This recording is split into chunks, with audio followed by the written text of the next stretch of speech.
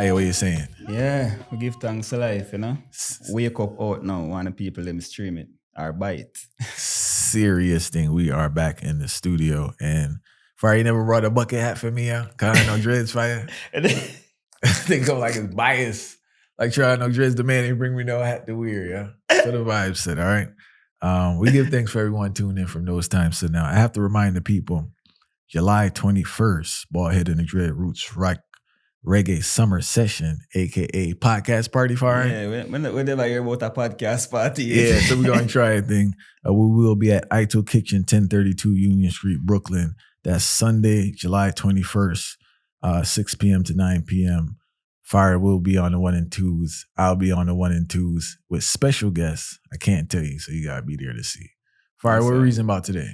Yeah, today we're reasoning about stress in the workplace. Because watch now, majority of people are being overworked and underpaid. Wicked. So we're going to read something right now and point out some facts to the people right off the top. According to the American Institute of Stress, numerous studies show job stress is a major stressor for American adults, and it has escalated progressively during the past few decades. Increased levels of job stress have been associated with increased rates of heart attack, hypertension, and other disorders.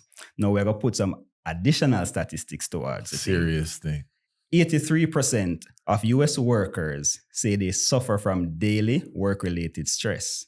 And 76% of US workers say that workplace stress affects their personal relationships. No, that is crazy. In regards to the stress aspect, now I think you can take a certain level of responsibility for that. And because what I noticed that with this job thing is that people, they may not want to admit it, but it seems like they're really looking for the validation from the superior.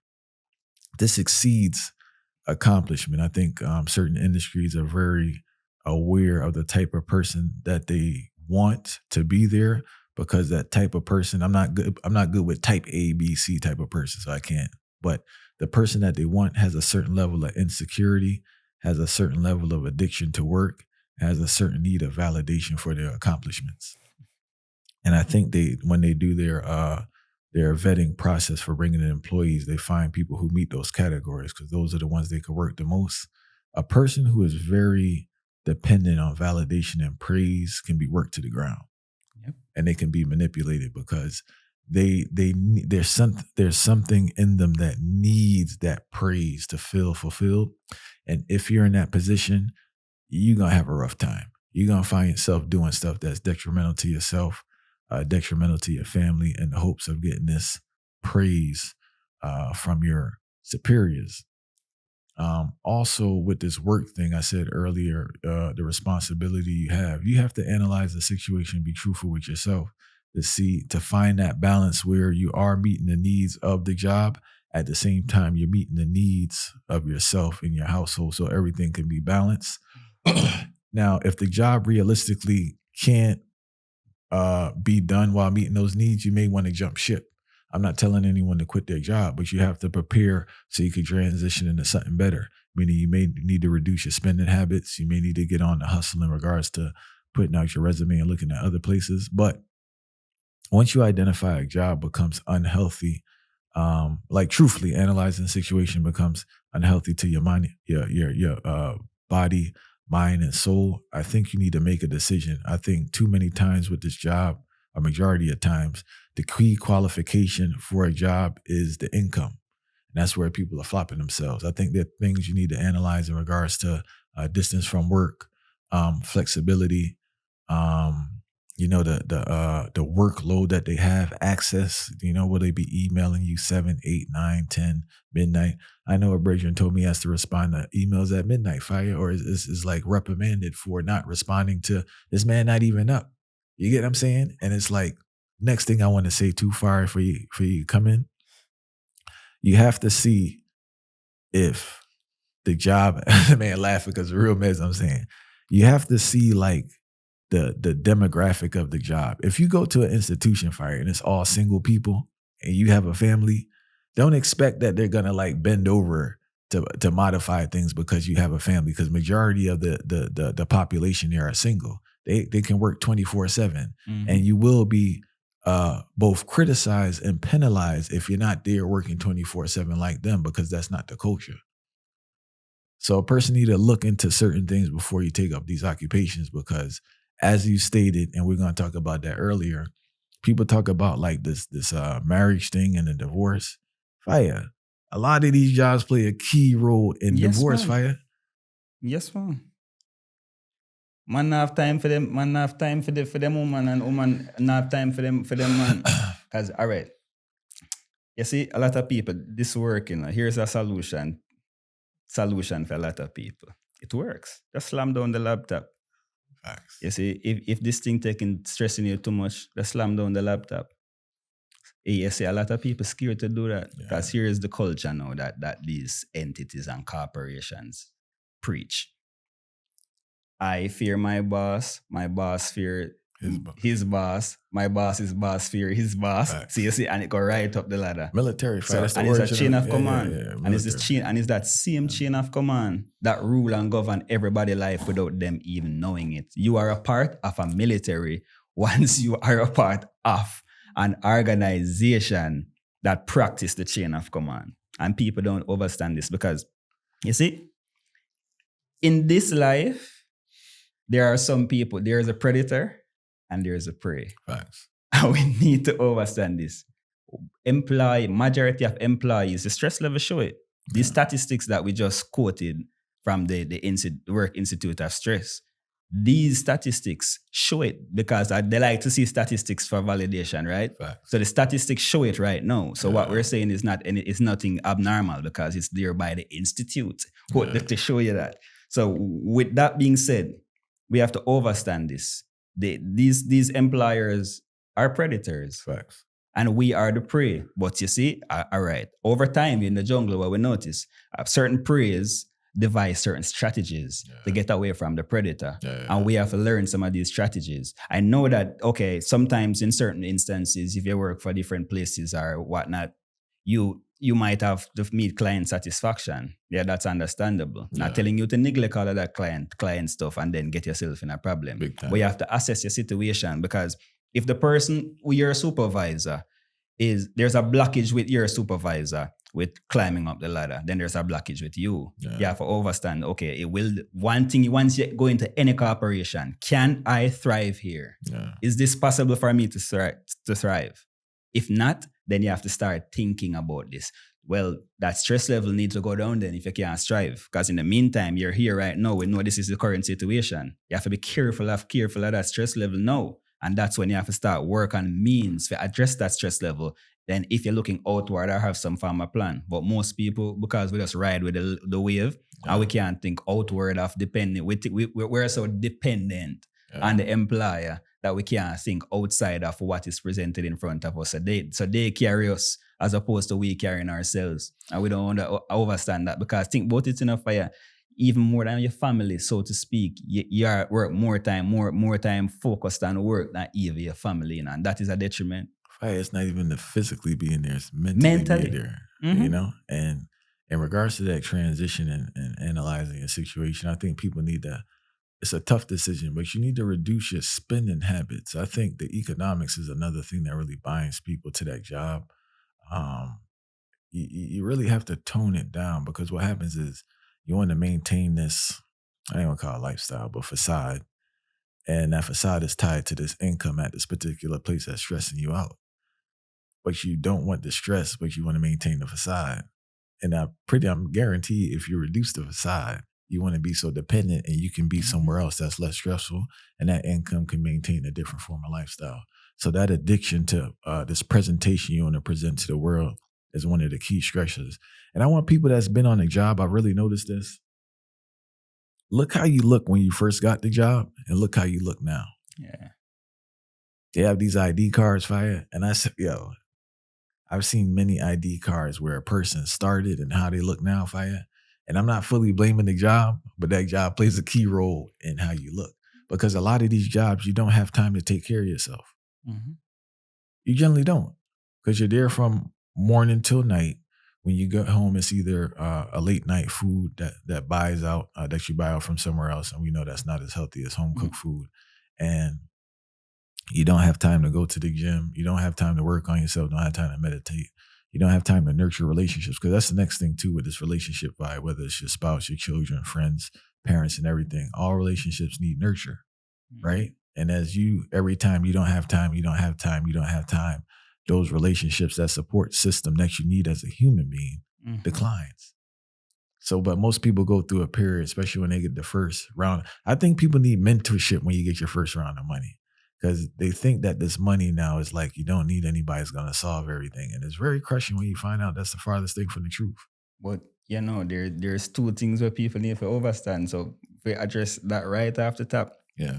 is the concept of money too. That's that we really lead to the whole stress, because when people realize once upon a time the dream, this was the American dream. Yeah.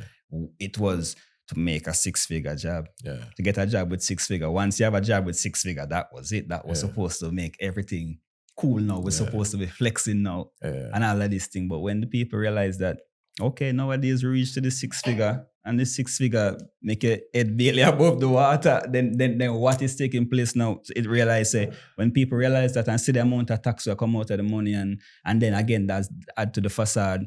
Even people will live within the means to certain way, especially if you have a youth and these different things. When people really see that, it's almost like it put a dent to them whole existence. And now it's a matter of keeping up and trying to ensure that we can not get to this next level, because when you say get to the next level, that requires strategy.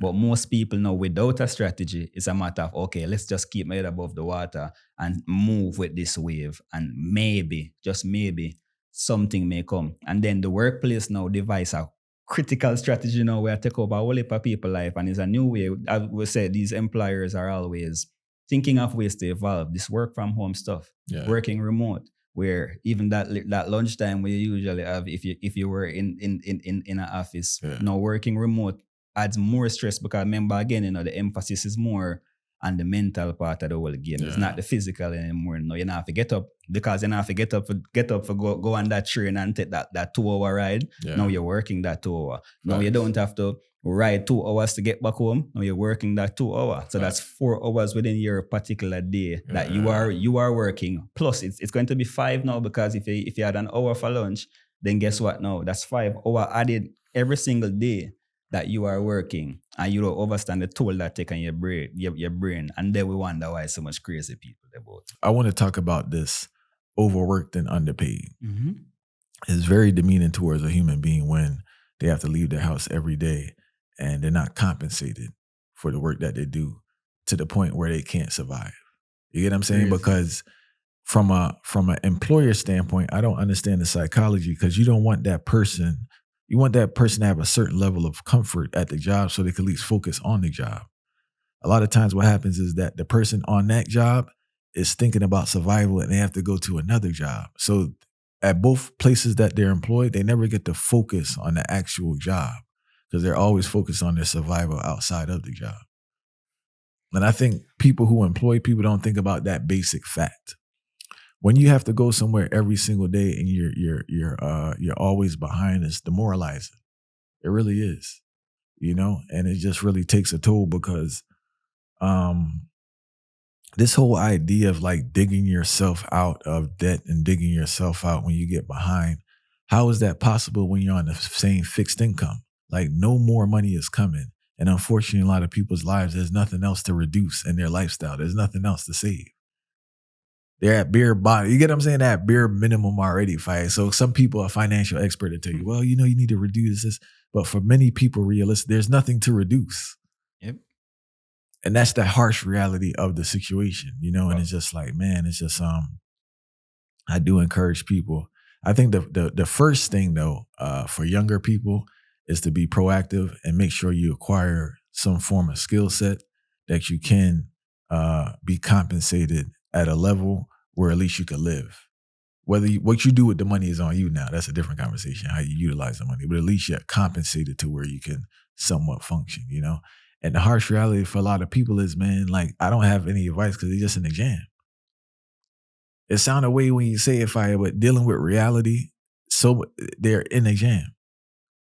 See, one thing we have to really understand is the mindset of Yeah. these employers though. So here they Facts. say mention a thing about the employers, but here's what. Employers don't care about morality. Your employers don't care about your well-being. If you were to leave right now, there's someone else who would fill your spot quick, And probably for cheaper too, quickly, depending and on for the role, cheaper too, depending on how hungry that person is. Because a lot of people are they have degrees that like supersede that the type of jobs they can get. Big time. So these people will fill all of these type of role in a second. Yeah. And you see the fact that employers know this. They know this one thing, and they know that you are dependent. Your existence within this matrix is dependent on this. Yeah. So one thing they know for sure is the amount of stress level that goes into this thing. They know that. Quantified it. Because yeah. all right, what they do is now they come to quell the situation, and I'm going to exploit show people how they exploit you. For instance, they will let you know that these are the particular problems arising. And once you know that these problems are arising now as an employee, and they still, okay, here's an avenue that you can go to vent. You can let us know of these situations. We will solve this. Here's a Q&A. We'll have Q&A sessions, town halls, and all of these things. Yeah. But guess what now? The people do all of this thing, and they put small incentives now for really arouse the people's mind. So incentives like this whole employee of the month. Yeah. How can you be getting Foolishness, employee of the month every other month, but yet still there's no form of compensation for that? Remember, there's no value that an employee brings to an entity unless that employee is helping that entity to increase profit, because that is the sole purpose of the entity, and it would never hire you if that entity thought that you were not able to help them increase profit. They would not hire you. So the fact that they hire you to help them increase profit, they understand the dynamics of that, and that is the sole purpose of the entity. And then they feed you with these bits and pieces. Oh, you know what? I got employee of the month. Let's go out for drinks. Yeah. So no, you do more consumption habits. No, I'm paying more money to go out for drinks and all of these things to celebrate. Yeah. And in all for what? You never get a pay increase. Yeah. I just think I'm glad you brought that up. I think understanding the relationship between employee and employer is key to understanding the dynamic, because I think the expectation of the employee causes a lot of frustration. Not understanding their role. It always makes me chuckle when people start speaking French about their occupation, because it's we, all, us, and if they hire someone, they say, I hired this person. Yep. If they're a manager, if they were a part of the process of hiring someone, and this and that, and it's just like you're really it's an ego trip. Yeah, it's an ego trip, and you're really taking all this credit, and like you didn't roll the dice. It's not your company. I have to give all praise and honor to the system. It's on the way still, fight, because they're efficient. And they made something that really got in our heads. It got in everybody's heads, and they put an idea. And people would kill you for the system. Yeah. They put an idea in our head on how we should live our lives, and people are very bought into it, to our detriment and to our demise. And I just feel that, man, a person really gotta find strength within themselves to do what's best for themselves, and not necessarily what society tells you is best for you. I think that's like the first step. And as I said, create a strategy where you can be in a position where we need income, right? But how much income really depends on how you live in that masquerade party, man. That masquerade party, because what I notice is that if a person make 50, he act like he lived like he made 80. If a person make 100, they living like they make 150. They make 150, they living like they. So it's always this stress. Yeah. And the stress is coming from the acquisition of material things, and how do you want to present yourselves to others? I know people don't want to acknowledge it, but it's just the truth. If you were comfortable within yourself, and Hollywood does a great job of this, the person who's supposedly comfortable in themselves and just irie is a loser, is a geek, is not hip. And the person that has all the trappings of the world is the cool person. But what's the realistic, what's the reality of you maintaining that lifestyle? You know how hard you have to go to maintain that, to keep this money coming in? I'm not lying. Is it healthy? Is it sustainable? How does that impact you in other aspects of your life?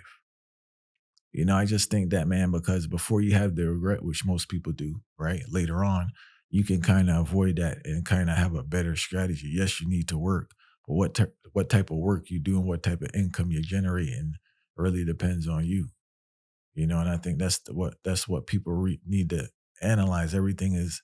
I think we spoke to Paula Herluck recently. She was talking about getting the bag and how that's creating this issue. But fire, this man. Listen, I know you have women because initially the narrative was women complaining about the man being gone because he worked 24/7. But fire now, it's a lot of women gone 24/7 working, and the work trap. Remember saying, Yo, you see that work traveling create an issue in your household, by the way, too, when they travel a lot now, and they working. you see, the thing is now, remember, I say Professor Small on the program, James Small, and man say the black women in particular, but black women are some of the most dangerous weapons in the corporation, and that's a fact because it changed. I think the wording that he used, people was offended by, and he explained it, but say it again, Fire, so we can clarify for the people. No, when we're really and truly is just what he's saying then in layman's term, as they would say, they would call it, is that women overall are now consumed with work more than family. Yeah, which facts. Again, that a lot of people would say, okay, but so what? It's not that it's so what, but you have to think about the concept of being nurturers, and the aggression that is brought up on corporation. Facts. And because of the aggressive nature that the corporation brings, they have to women adapt to survive have to in there. adapt to this masculine type of energy And that to don't work in suit the the house. corporation. And suiting the corporation means that it's almost like a legal sense of pimping, if you will call it. And it might sound extreme, but you have to think about it. You are being brought to do this particular task based off of what you can present, but you have to continuously, if you meet this today, tomorrow you have to meet this next deadline again. And if you don't meet this deadline, then you're a failure. After you've brought through 10 successes previously. And you know how crazy that is on a brain, especially when you're a woman and you have to think about it more. You're more emotional, more connected with your feelings and certain things like that. No, you're totally scrap all of your feelings and all of your emotions just to suit the nature of the corporation. And they can't turn it off in their personal life. Fire. Yeah, it's very rough. It's almost like you have two different personalities to turn that off. A lot of them try to balance it, but it's very hard. Yeah, and it's tricky now too, man, because it's like majority of households need 2 incomes, so the woman needs to work. You know, so it's America's just become an anti-family culture. You know, it's anti-family because it's just like it's not conducive for family life. You can't have both people coming in at 7 p.m. to do what? By the time you cook, get kids ready and all, it's 10 p.m. And they make you feel guilty for it because I know people who have been sick, people who have been sick, and they're afraid to tell the employer that they're sick because they don't want to seem like they're running from work when that's just nature. That's why I feel like them going to bring in this AI thing because AI, the emotional intelligence won't be there like that, and they won't have to worry about work-life balance. So AI would be suitable for these corporations based upon how them treating the current humans. Serious thing.